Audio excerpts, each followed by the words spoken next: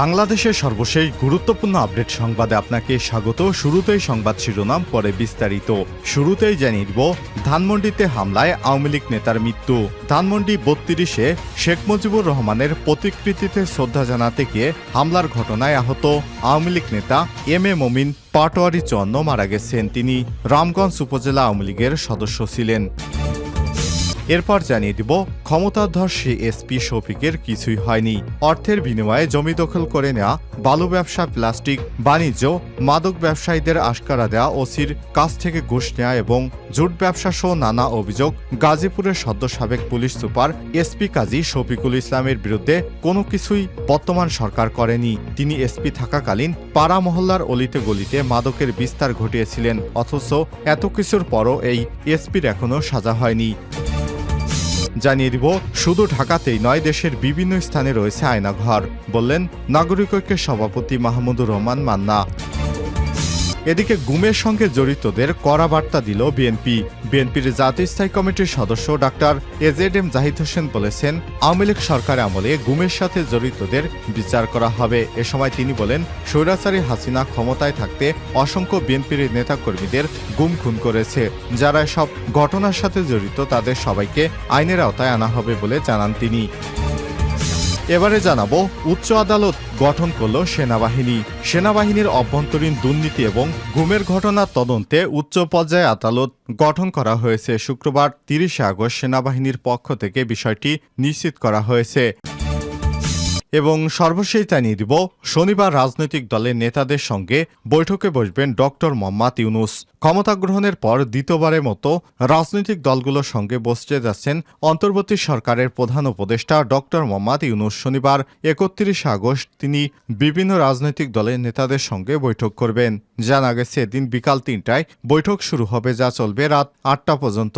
রাষ্ট্রীয় অতিথি ভবন যমুনায় তিনি বিভিন্ন রাজনৈতিক দলের সঙ্গে এই বৈঠক করবেন। এর আগে ক্ষমতা গ্রহণের ৮ই আগস্ট রাজনৈতিক দলের শীর্ষ নেতাদের সঙ্গে বৈঠক করেছেন ডক্টর মোহাম্মদ ইউনূস। এদিন তার সঙ্গে বিএনপি, বাংলাদেশ জামাত ইসলাম সহ বিভিন্ন রাজনৈতিক দলের শীর্ষ নেতারা সাক্ষাৎ করেছেন। তবে ক্ষমতাচ্যুত দল আওয়ামী লীগ বা ১৪ দলীয় জোটের কেউ কোনো শরিক সেখানে আসেননি। এর আগে গতকাল বৃহস্পতিবার ২৯ আগস্ট উপদেষ্টা পর্ষদে এক বৈঠক শেষে পরিবেশ এবং জলবায়ু উপদেষ্টা সৈয়দা রিজওয়ানা হাসান জানান, রাজনৈতিক দলগুলোর সঙ্গে সরকার আলাপ আলোচনার প্রক্রিয়া চালু রাখবে। তারা যেসব সংস্কার চায়, অন্তর্বর্তীকালীন সরকার সেই সংস্কারগুলো করবে আগে। প্রিয় দর্শক, এতক্ষণ শুনছিলেন সংবাদ শিরোনাম, এবারে বিস্তারিত।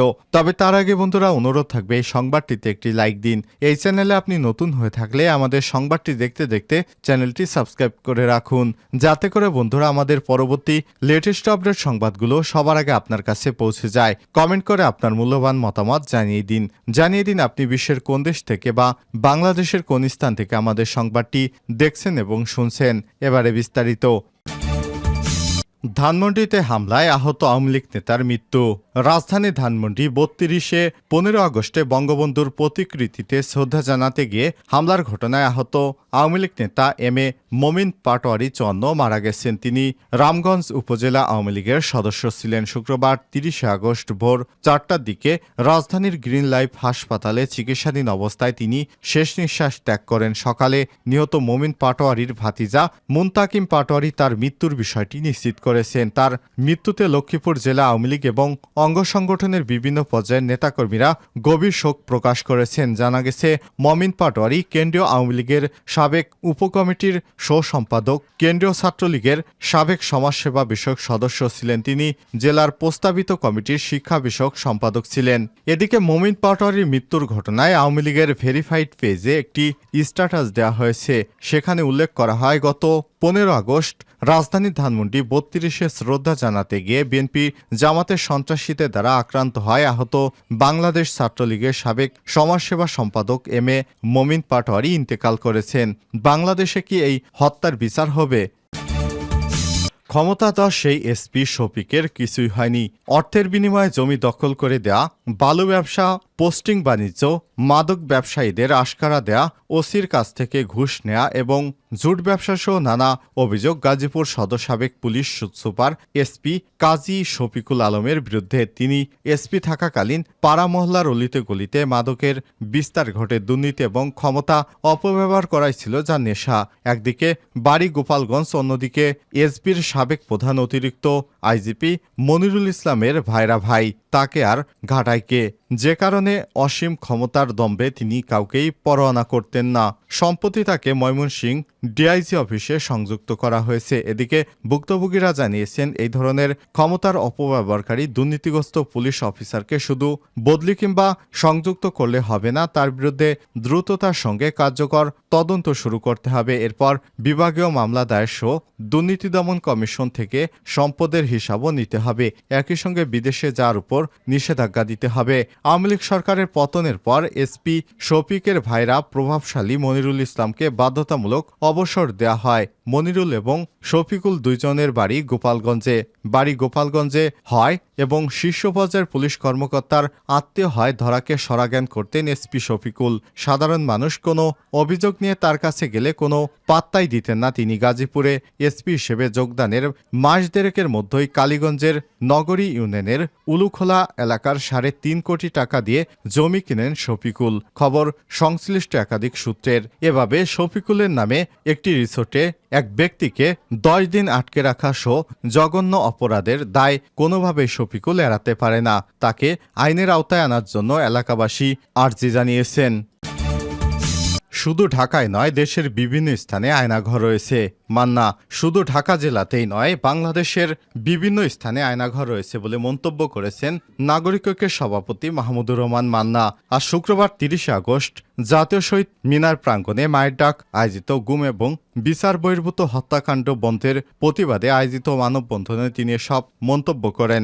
মাহমুদুর রহমান মান্না বলেন, 5 আগস্টের পর নতুনভাবে যে জাগরণ তৈরি হয়েছে সেটিকে অনেকেই স্বাধীনতা বলে আখ্যায়িত করেছেন, কিন্তু এমন সময় যদি স্বজনহারা ব্যক্তিরা তাদের স্বজনদের ফিরে না পান তাহলে সেই স্বাধীনতা ব্যর্থ হয়ে যাবে। অন্তর্বর্তীকালীন সরকারের কাছে আবেদন থাকবে, দ্রুততম সময়ে স্বজনদের কাছে গুম হওয়া ব্যক্তিদের ফিরিয়ে দিন। এ সময় তিনি বলেন, আয়নাঘর থেকে মাইকেল চাকমা ফিরে আসতে পেরেছে, এখন পর্যন্ত অনেকেই ফিরে আসেনি। দুঃখ হয় যখন গুম হওয়া ব্যক্তিদের নিয়ে কথা বলে আসছি, তখন মন্ত্রীরা বলতেন ভূমধ্যসাগরে ডুবে যাওয়া ব্যক্তিদেরকেও নাকি আমরা গুম হওয়া হিসেবে বিবেচনা করছি।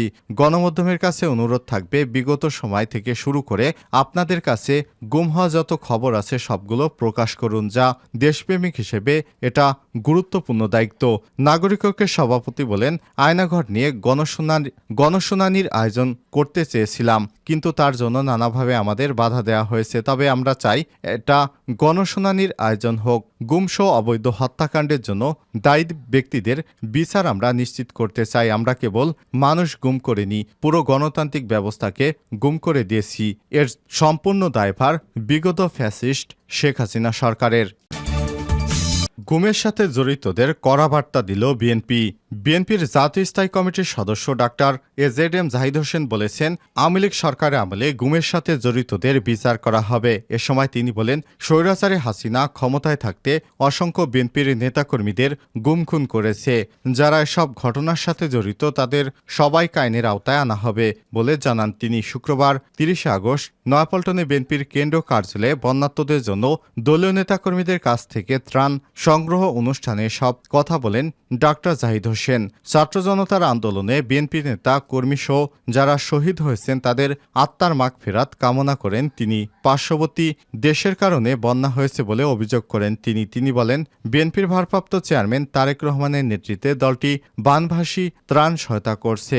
দলের নেতাকর্মীদের পাশাপাশি দেশবাসীকে বন্যার্তদের সহযোগিতায় এগিয়ে আসার আহ্বান জানান এই বিএনপি নেতা।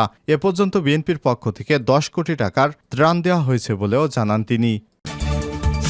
উচ্চ পর্যায়ের আদালত গঠন করল বাংলাদেশ সেনাবাহিনী। সেনাবাহিনীর অভ্যন্তরীণ দুর্নীতি এবং গুমের ঘটনা তদন্তে উচ্চ পর্যায়ের আদালত গঠন করা হয়েছে। আর শুক্রবার 30 আগস্ট সেনাবাহিনীর পক্ষ থেকে বিষয়টি নিশ্চিত করা হয়েছে। সম্প্রতি এক সাক্ষাৎকারে অভিযুক্ত কর্মকর্তাদের বিষয়ে সেনাপ্রধান ওয়াকারুজ্জামান বলেছিলেন, এ বিষয়ে তদন্ত চলছে, তাতে দোষী সাব্যস্ত হলে অবশ্যই ব্যবস্থা নেওয়া হবে। অনেকেই এই বিষয়ে তদন্ত করছেন বলেও জানান তিনি। সেনাপ্রধান জেনারেল ওয়াকারুজ্জামান আরও বলেছিলেন, প্রমাণ ছাড়া কারো বিরুদ্ধে ব্যবস্থা নেওয়া যায় না। তদন্ত প্রক্রিয়াটি একটু ধীরগতিতে চলছে। এখানে বেশ কিছু বিষয় নিয়ে কাজ করতে হবে।